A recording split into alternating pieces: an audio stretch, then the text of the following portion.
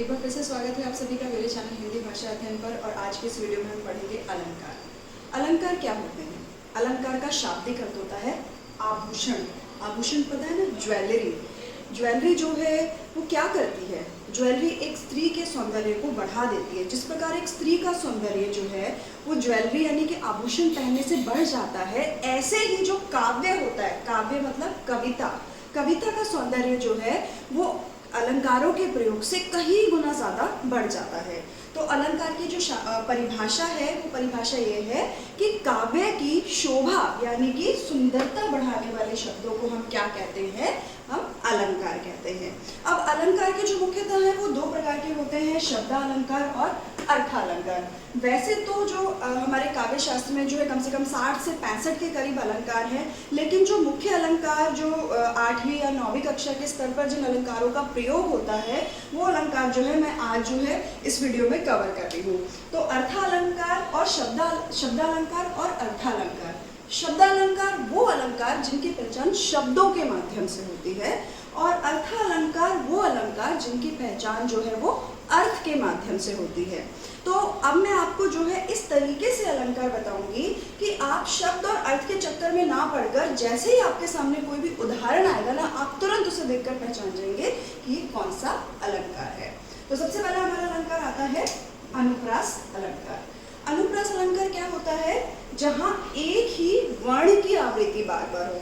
वर्ण यानी कि एक वर्ण क्या होता है, जैसे आ ई उ, जो हमारी वर्णमाला है जिसमें 33 जो है व्यंजन है, 11 स्वर है और संयुक्त अक्षर है, बहुत सारे अक्षर है, ठीक है। तो वो जो वर्ण है, केवल वर्णों की आवृत्ति जो है वो बार बार हो एक ही काव्य पंक्ति में, तो वहां पर अनुप्रास अलंकार होता है। अब यहाँ पर देखिए मैंने उदाहरण भी लिखा हुआ है, चारु चंद्र की चंचल किरणें।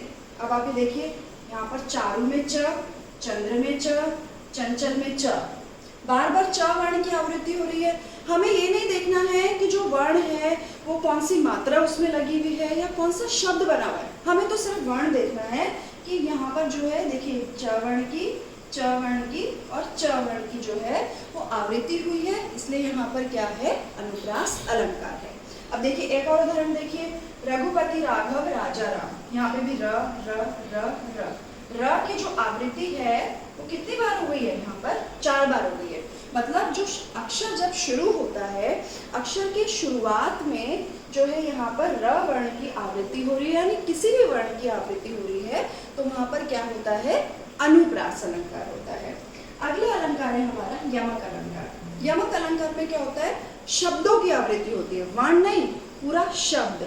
जहाँ शब्द की आवृत्ति 2 बार हो वहाँ यमक अलंकार होता है, लेकिन उन दोनों शब्दों का अर्थ जो है वो अलग अलग हो। जैसे मैंने उदाहरण लिखा है, कनक कनकते 100 गुणी, मादकता अधिकाय, या पाए बौराए जग, वा पाए बौराए। यानी कि यहाँ पे देखिए 2 कनक आए, एक कनक का अर्थ है सोना, सोना यानी गोल्ड, और दूसरे कनक का अर्थ है धतूरा।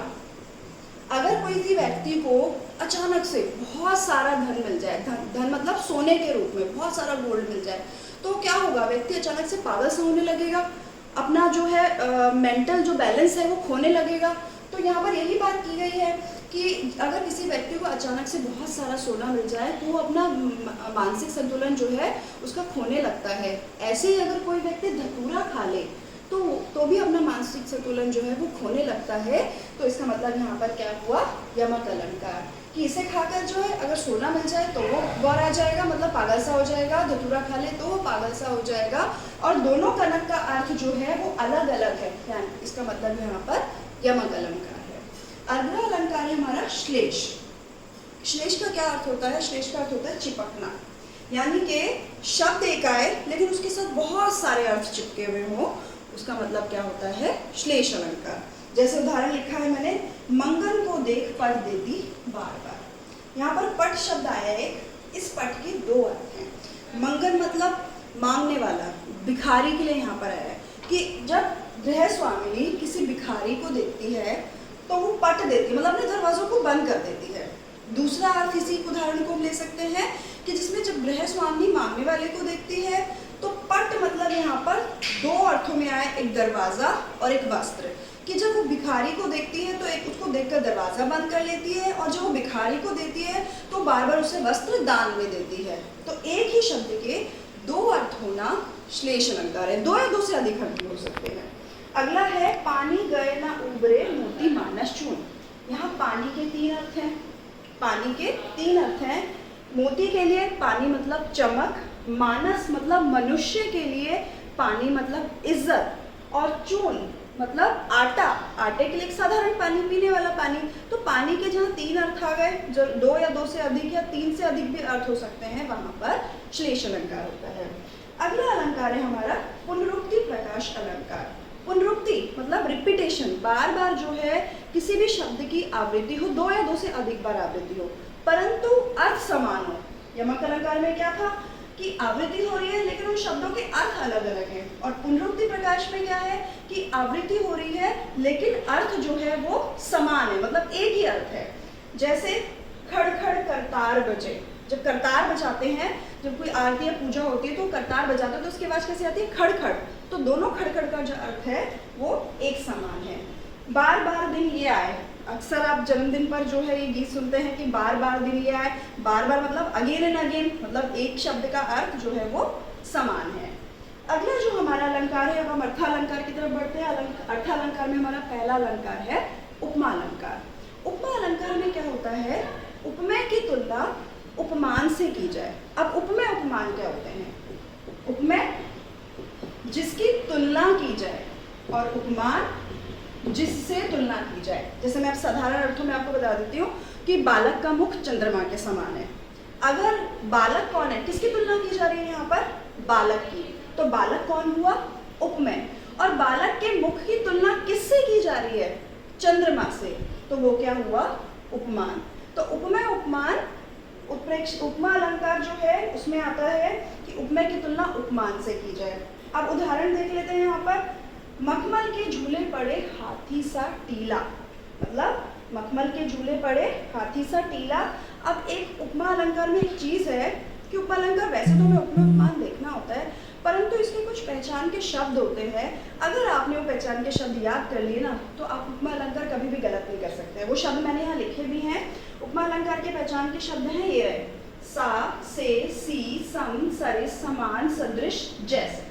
यही शब्द के साथ में उपमा अलंकार आता है, और जहाँ पर भी ये शब्द होंगे वही उपमा अलंकार होगा, और जहाँ ये शब्द नहीं होंगे तो उपमा अलंकार होगा ही नहीं। जैसे मैंने यहाँ दो उदाहरण लिखे हैं, देखिए यहाँ मखमल के झूले पड़े हाथी सा टीला, आप ये सा शब्द देख रहे हैं, ये देखिए सा का प्रयोग हो रहा है। अगला है पीपर पास सरिस मंडोला, ये देखिए सरिस शब्द देख रहे हैं आप कि दोनों उदाहरण में आपको उदाहरण समझ आ रहे हैं या नहीं आ रहे हैं, इससे कोई फर्क नहीं पड़ता है। आपने देखे तुरंत देखे सा का प्रयोग है, सरिस का प्रयोग है, यहाँ पर कौन सा अलंकार है, उपमा अलंकार है। अगला अलंकार है हमारा रूपक। रूपक जितने भी अर्थ अलंकार है ना, हम उसमें उपमेय उपमान शब्दों का प्रयोग करते हैं। उपमा अलंकार था जिसमें हमने उपमेय की तुलना उपमान से करी, और इसमें रूपक अलंकार में हम उपमेय पर उपमान का आरोप कर देते हैं, मतलब दोनों का अंतर ही खत्म कर देते हैं, मतलब दोनों चीजें सेम हैं। जैसे उदाहरण है, चरण कमल बंदौ हरिराई। चरण कमल मतलब जो श्री राम के चरण हैं वो क्या है, कमल है। तुलना नहीं की जा रही है, आरोप कर दिया है कि अगर हम कमल को देखें, अगर हम चरण को देखें तो दोनों एक ही हैं। तो आरोप कर दिया गया है कि चरण कमल बंदौ हरिराई, कि जो भगवान राम के चरण है वो किसके समान है, कमल के समान। के समान नहीं है, कमल ही है। मैया मैं तो चंद्र खिलौना ले हूँ, बालक कृष्ण जी तो मैया से जिद कर रहे हैं कि मैया मैं तो वो चंद्रमा जो है ना वही खिलौना लूंगा, मतलब मुझे कोई और खिलौना नहीं चाहिए, मुझे तो चंद्रमा से ही खेलना है। तो क्या हुआ, उपमेय का खिलौना क्या हुआ, यहाँ पर उपमेय हुआ, और उस पर किसका आरोप कर दिया गया, चंद्रमा का, कि चंद्रमा जो है खिलौना है और खिलौना चंद्रमा है। अगला उदाहरण है उत्प्रेक्षा अलंकार। उत्प्रेक्षा जहाँ संभावना व्यक्त की जाती है, उत्प्रेक्षा मतलब उपमेय में उपमान की संभावना।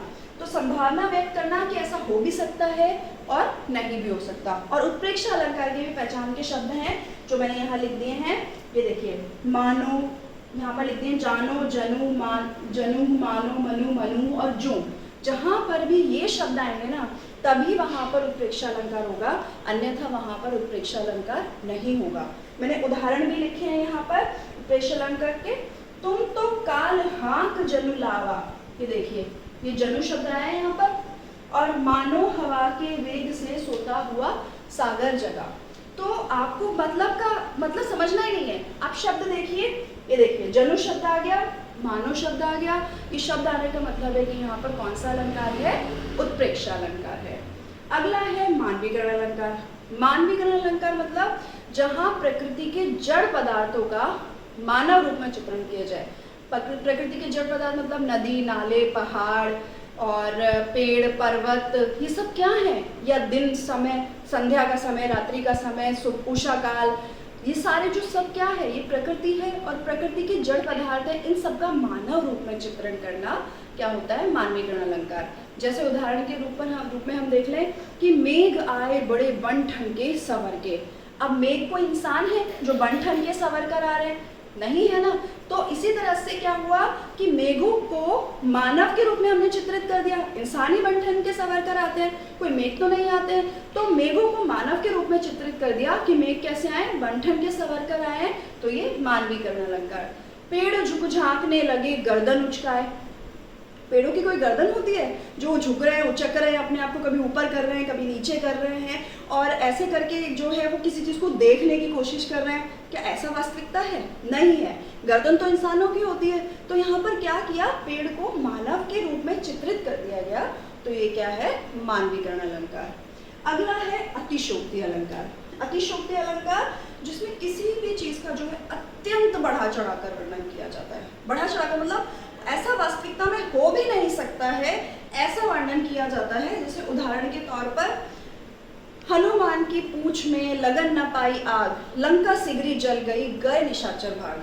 अभी तो हनुमान की पूंछ में आग भी नहीं लगी थी और बिना आग लगे ही उन्होंने पूरी लंका भी जला दी। वहां पे जितने भी निशाचर मतलब जो राक्षस थे वो भाग भी गए। कैसा संभव है कि बिना आग लगे आग लग जाए? तो ये क्या है कि ऐसी चीज जो नहीं हो सकती है परंतु उसका वर्णन किया गया है, असंभव है जो चीज, उसका वर्णन संभव तरीके से किया जाए, वो होता है हमारा अतिशोक्ति अलंकार। इसका एक और उदाहरण है, देख लो साकेत नगरी स्वर्ग से मिलने गगन को चली। साकेत नगरी जो है वो अयोध्या नगरी को कहा जाता है। अब कोई कह रहा है कि देख लो पूरी नगरी उठ के स्वर्ग से मिलने गगन को जा रही है। क्या ऐसा वास्तविकता में संभव है कि कोई नगर ही उठकर जो है वो कहाँ चला जाए, वो स्वर्ग में चला जाए? तो जितने भी अलंकार थे वो मैंने आपको अच्छे से समझा दिए। फिर भी आपको लगता है कुछ समझ नहीं आ रहा है तो मेरे जो चैनल है उस पर कमेंट करें, वीडियो पर कमेंट करके आप वो चीज़ पूछ भी सकते हैं या आपको जो समझना है वो आप बता सकते हैं। वीडियो को लाइक करें, मेरे चैनल को सब्सक्राइब करें और बेल आइकन ज़रूर दबाएं ताकि आने वाली सभी वीडियो की नोटिफिकेशन आपको मिल सके और आप ज़्यादा से ज़्यादा फ़ायदा उठा सको। धन्यवाद।